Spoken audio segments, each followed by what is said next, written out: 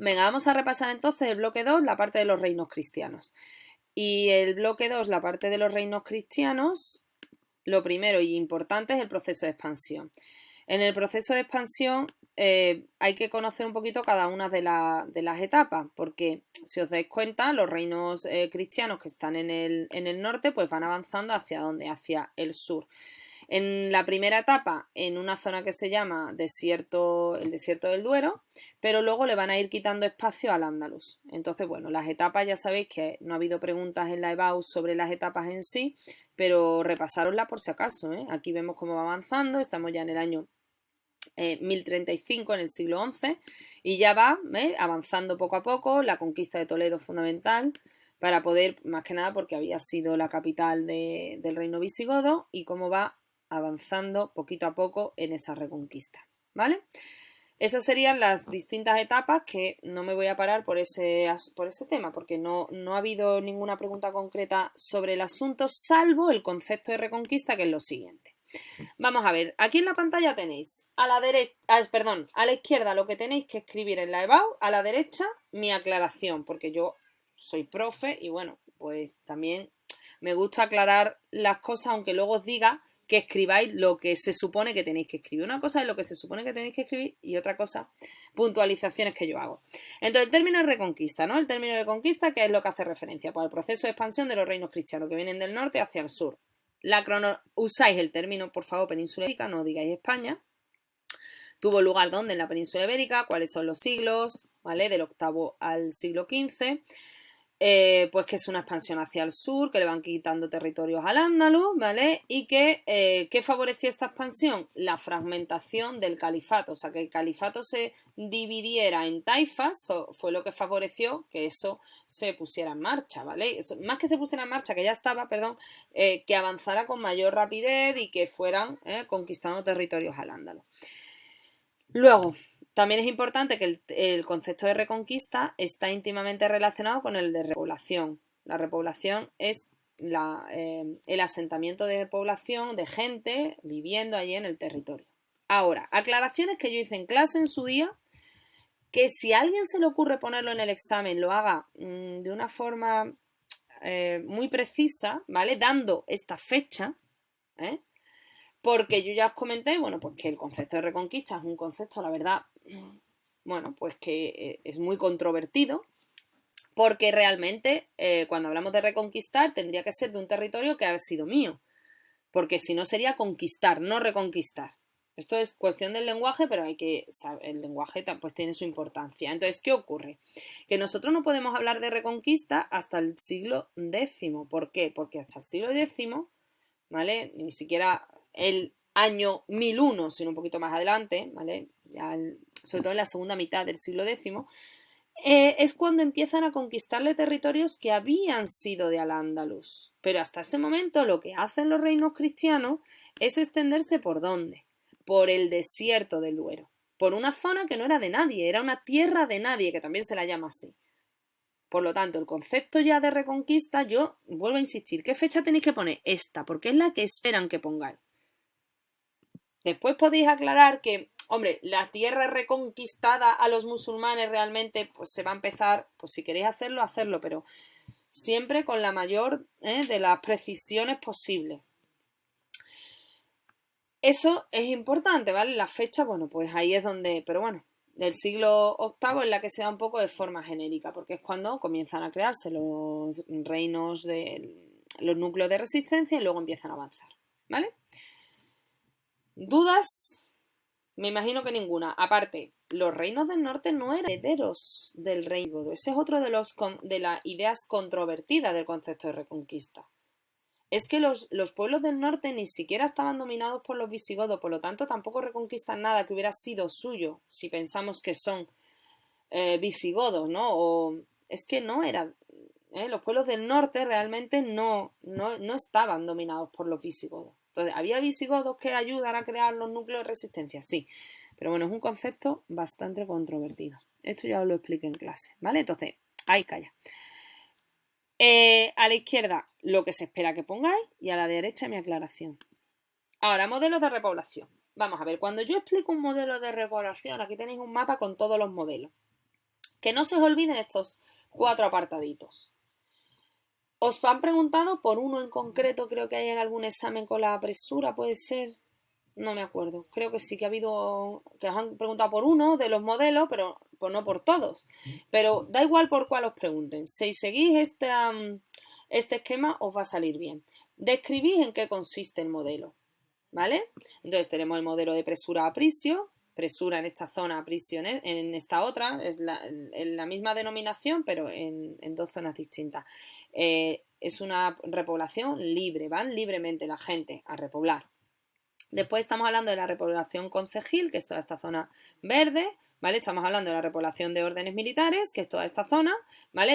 La concejil, perdonad, explicáis que es a través de los ayuntamientos, esos ayuntamientos, esos municipios a los que se les da una serie de privilegios por quedarse ahí, porque ya están en frontera. Y ahora ya sí que tienen que estar resistiendo a los musulmanes. Y ahora sí que tienen que estar resistiendo el envite de los musulmanes. Entonces tienen que estar ahí, apostados, aguantando. Porque hay racias, hay entradas y salidas de musulmanes y por lo tanto ahí tienen que estar quietos y manteniéndose en el territorio. Y luego las órdenes militares, que sería toda esta zona amarilla, es el reparto de tierras a grandes e importantes órdenes militares religiosas, que lo que hacen es que ayudan a la conquista y a cambio yo te doy tierras. Pasa lo mismo con los repartimientos. Mirad los repartimientos también en esta zona, fueron muy importantes, la zona de Baleares. Los repartimientos es el reparto de tierras. En este caso ya no son órdenes militares, sino que son nobles, fundamentalmente, personas que participan en la repoblación. Pero generalmente la nobleza. Por eso hay tantos latifundios, tanto en Castilla-La Mancha, y esto lo habéis visto en agricultura, como en la zona de Andalucía. Ahora, si os acordáis, el vídeo que os puse de Andalucía tenía también un objetivo, y es que os dierais cuenta que esto es un esquema. ¿En Andalucía hay repoblación libre? Sí, nos lo explica el vídeo. Hay gente que va libremente, pero es que es el menor porcentaje. Lo más importante fueron los repartimientos. ¿Hay también participación de la Iglesia? También hay participación de la Iglesia. También se le dan territorios a la Iglesia. Entonces, realmente, no pensemos que son cosas como muy parceladas, muy separadas. No, hay de todo tipo de repoblación. Bueno, al principio no hay repartimientos, pero ya sobre todo en las últimas zonas hay de todo tipo. Lo que pasa es que hay uno que es el tipo de repoblación más importante, ¿vale? Entonces tenéis que describirlo. La cronología, ¿vale? Aproximadamente. Las zonas por ríos. El valle, ¿vale? La zona del Duero es al norte del Duero es la primera de las repoblaciones, Presura, después la zona sur del Duero y parte, ¿no? del Valle del Tajo. El Valle del Tajo y el Guadiana, sobre todo, son órdenes militares, y luego el Valle del Guadalquivir, pues son repartimientos, ¿vale? La zona de Valencia, repartimiento también, desembocadura del Ebro, órdenes militares. Ir por zonas, pero no estamos hablando ni de comunidades autónomas, ¿no? Sino por ríos. Recordad que yo así os lo expliqué y así están los apuntes, así es como se explica, por ríos. Más que nada porque también en esta época pues los accidentes geográficos eran importantes. Ahora pues saltamos los ríos con los puentes sin ningún problema. Entonces había puentes, pero había más problemas. Y luego la influencia. Habrá algunos que no tengáis que explicar, a lo mejor algún tipo de repoblación, pero sobre todo influencia en el futuro. Estoy pensando sobre todo en los repartimientos, órdenes militares, en realidad en todo, porque la repoblación libre lo que ha permitido es que en esta zona haya más campos de cultivo de mediano tamaño. Aquí pasa lo mismo y aquí ya estamos con los grandes latifundios. ¿Seguís ese esquema? Perfecto. ¿Vale? Os tenéis que saber los modelos de repoblación, estos 4 modelos de repoblación, ¿vale? Aquí tenéis un esquema muy bueno, no es mío, los he usado en clase alguna vez. Aquí lo único es que no me aparecen separados órdenes militares y repartimientos, sino que si os dais cuenta, lo engloba en el tipo de repoblación señorial. Efectivamente, comparte el hecho de que se reparten tierras, se convierten en señoríos. Lo que pasa es que el dueño de la tierra es o las órdenes militares o son la nobleza. Pero bueno, que por eso está muy bien el esquema, que también se puede agrupar así, pero son distintos. Os pueden preguntar por órdenes militares y os pueden preguntar por órdenes militares, por estructuras, ¿no? Latifundistas. Entonces aquí tenéis el esquema, lo podéis también, lo paráis si queréis, creo que está en el blog y si no está lo subiré, es que no me acuerdo. Porque estos días he estado cogiendo de aquí y de allá y me imagino que estará. ¿vale? Entonces viene además un resumen explicadito, ¿no? Zonas también, ¿no? Hablamos de presura en el oeste, de aprisia en el este, pero bueno, y quienes participan, ¿no? Entonces está muy bien en este esquema si lo queréis usar. No explico nada más porque ya... aquí tenéis, la presura es el tipo de repoblación libre, ¿vale? O repoblación concejil a través de fueros o cartas puebla, que recordáis que esto también aparecía en el sur. ¿Qué es un fuero, una carta puebla? Es un contrato entre el monarca y los que están allí, las villas. La gente que vive en esta villa, ¿qué es lo que puede hacer? Pues puede hacer todas estas cosas que se lo permite la carta puebla. Esto es muy, muy habitual en la zona sur del Duero.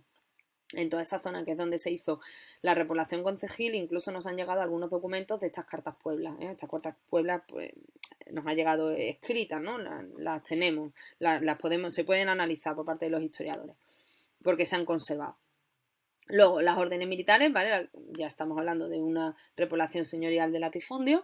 Y luego la repoblación por repartimientos, que es la entrega de los latifundios por la ayuda prestada a militares, ¿vale? Estamos hablando de nobleza. Venga, que esto hoy es cortito. Sociedad feudal, no voy a explicar nada más, sino insistiros simplemente en que aquí sí podéis hablar de sociedad estamental, aquí sí. Es verdad que es mejor hablar en la Edad Media de feudal, porque estamos hablando de la Edad Media y solemos hablar de estamental luego ya a partir de la Edad Moderna, pero es el mismo tipo de sociedad, con dos estamentos privilegiados. Tenéis que explicar, ¿veis aquí? Esto es lo que a muchos he puesto. Esto es fundamental. ¿Qué significa ser privilegiado? Tener tierra, tener dinero, tener recursos, tener...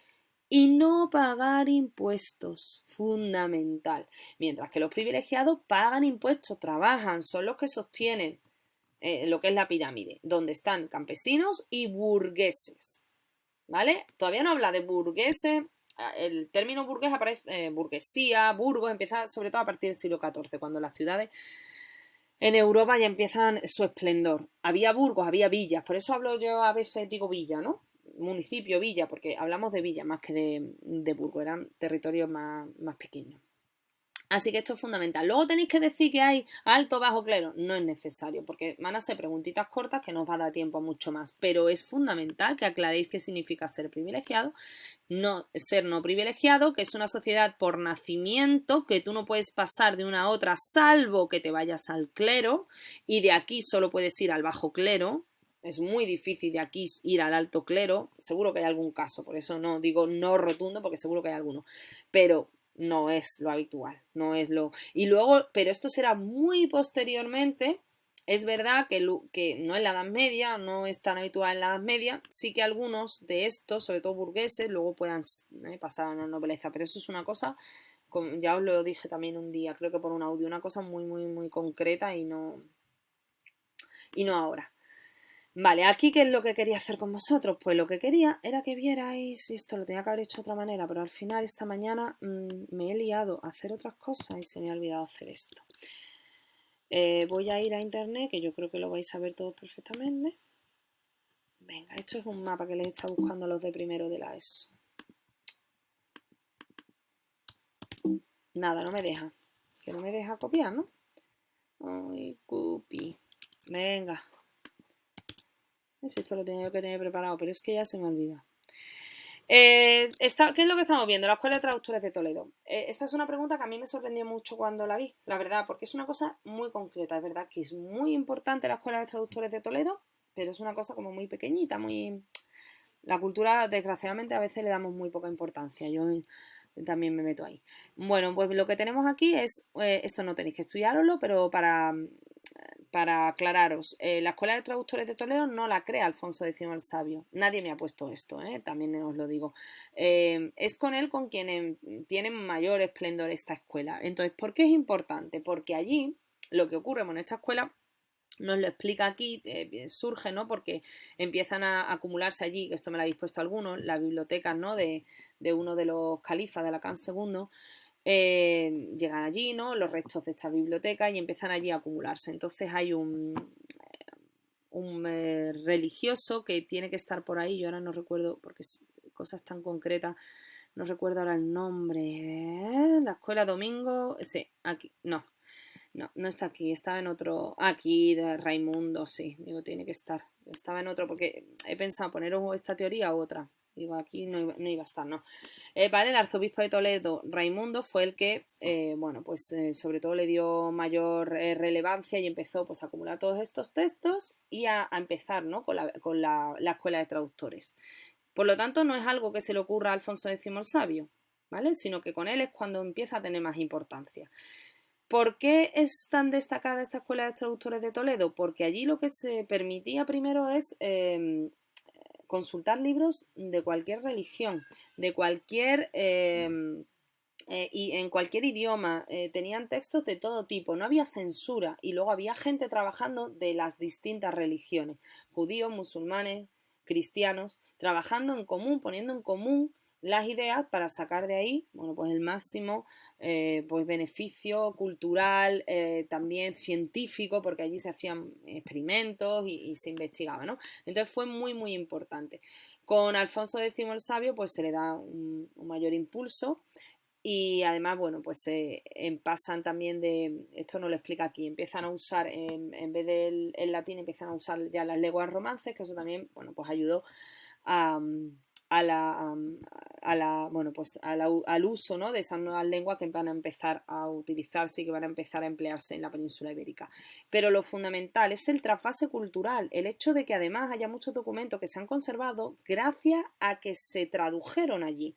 Y se tradujeron para que los leyera el que no sabía griego, el que no sabía latín o el que no, ¿vale? El que no sabía árabe. Entonces, al traducir, esos textos que estaban en otros sitios se han perdido, pero aquí se han conservado.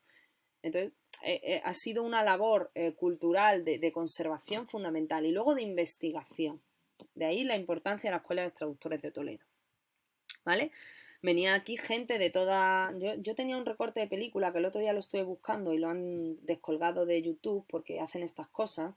Un recorte de 10 minutos para cuestiones educativas. Yo no entiendo por qué lo tienen que descolgar, pero bueno, oye, yo ya... Hay cosas que no entiendo, pero... Entonces, estaba muy bien porque era de una peli que era de vikingos, que es que no tiene nada que ver. Sin embargo, tienen un problema médico y se van a donde, a la Escuela de Traductores de Toledo, ¿a quién? A preguntar a los árabes, a preguntar a los judíos y a preguntar a todo el que había allí. Entonces estaba muy bien porque se veía todo como muy claro, ¿no? Pero bueno, la importancia que tienen, cómo ellos se van enseñando unos a otros, cómo se aportan, y entonces ahí, en ese sincretismo cultural, pues es de donde salen, ¿no? Pues muy buenas ideas y avances y demás. Bueno, aquí tenéis otro esquema del mismo autor que antes, que es maravilloso este compañero mío. Tiene unos esquemas estupendos y además visualmente muy, muy bonito, como podéis ver. Y este es de la Mesta, ¿vale? Esto sí que la Mesta la crean Alfonso X el Sabio, ¿vale? Lo tenéis aquí, no hace falta que os sepáis la fecha de fundación, ¿vale? Pero sí, hombre, ¿en qué siglo? Pero bueno, Alfonso X, pues siglo XIII y punto. ¿Y por qué es importante? Porque mirad, nos lo explica el vídeo. La península ibérica, sobre todo las zonas meseteñas y demás, hay mucha extensión de terreno, muchas de ellas no son buenas para cultivos, no se podían cultivar. Y entonces, ¿qué se empieza? A apostar por la ganadería trashumante, sobre todo la trashumante, ¿vale? Por eso nos dice que los pastos en invierno se van hacia el sur y en verano se van hacia el norte. Esto es lo que hace la ganadería trashumante. Y entonces empieza a tener muchísima importancia porque económicamente, además, esto ya no me metí en profundidad, yo recuerdo en clase tampoco, pero la corona empieza a recibir grandes impuestos, sobre todo cuando vaya avanzando un poquito, no al principio, pero ya cuando va avanzando, grandes impuestos de los ganaderos. Esta lana, muchos de ellos eran ganado para lana, y entonces, ¿qué era lo que se hacía? Pues se mandaba a Flandes y esa lana se exportaba y de ahí se sacaban bastantes impuestos y había pues una recaudación de la corona importante por esto, ¿no? Esta lana que iba, ya os digo, fundamentalmente a Flandes. Uno de los motivos por los que dicen, por los que se explica un poco por qué aquí no se desarrolló la industria lanera cuando teníamos lana, era precisamente por esto, porque le interesaba más a la corona mandar la lana al norte y cobrar el impuesto que se quedara aquí y se crean aquí las factorías, ¿vale? Que también hay, aquí lo veis también aquí en el esquema. Efectivamente también había, ¿vale? Manufactura. Así que es ganadería transhumante la que va cogiendo mucho peso y mucha importancia y va empezando a tener una serie de privilegios frente a otras actividades. ¿Frente a qué actividad? Sobre todo frente a la agricultura. ¿vale? Mucho más importante en esta época la ganadería que la agricultura, que se queda un poco, pues si hay una zona que, que competimos los dos, ganado y agricultura, pues casi siempre caía a favor del ganado, ¿vale? Gracias a esta grandísima asociación que tenía una fuerza y una importancia fundamental. Aquí, bueno, aquí veis, aquí es un poco el resumen, ¿vale? Y os he puesto un mapa de las actuales cañadas reales, pero que son prácticamente las mismas, hay muchas que son las mismas, que se siguen utilizando, ¿vale? Esto de todas maneras lo habréis visto a lo mejor en geografía. Y bueno, para que veáis cómo siguen norte-sur, sur-norte, ese camino que tenían que seguirlo el ganado y que sigue manteniéndose este ganado transhumante. Ahora con lo de la cuarentena, pues el otro día entrevistaron a un ganadero y no saben si van a poder hacer la transhumancia, porque ahora dentro de poquito se tienen que ir al norte, que hace calor. Ellos estaban, creo que era el que estuvieron entrevistando, me parece que estaba en Sierra Morena, sí, pero ¿estaba dónde? ¿En qué pueblo era? No me acuerdo ahora, bueno, en un pueblo, no me acuerdo, lo dijeron, pero no me acuerdo ahora. Entonces tendrán que decir si pueden ir para el norte o no, ¿vale? Porque es muy importante la transhumancia. Y lo sigue siendo, a ver, ya muy económicamente, pues es casi irrelevante, pero sigue, las cañadas las siguen usando. Venga, ¿cuál es la actividad entonces? Hay que elaborar una pregunta, como las de selectividad, una corta y otra semicorta, ¿vale? Que sean originales, como os he explicado antes, y que no hayan caído, por favor, en la EBAU. Y corto aquí ya la grabación.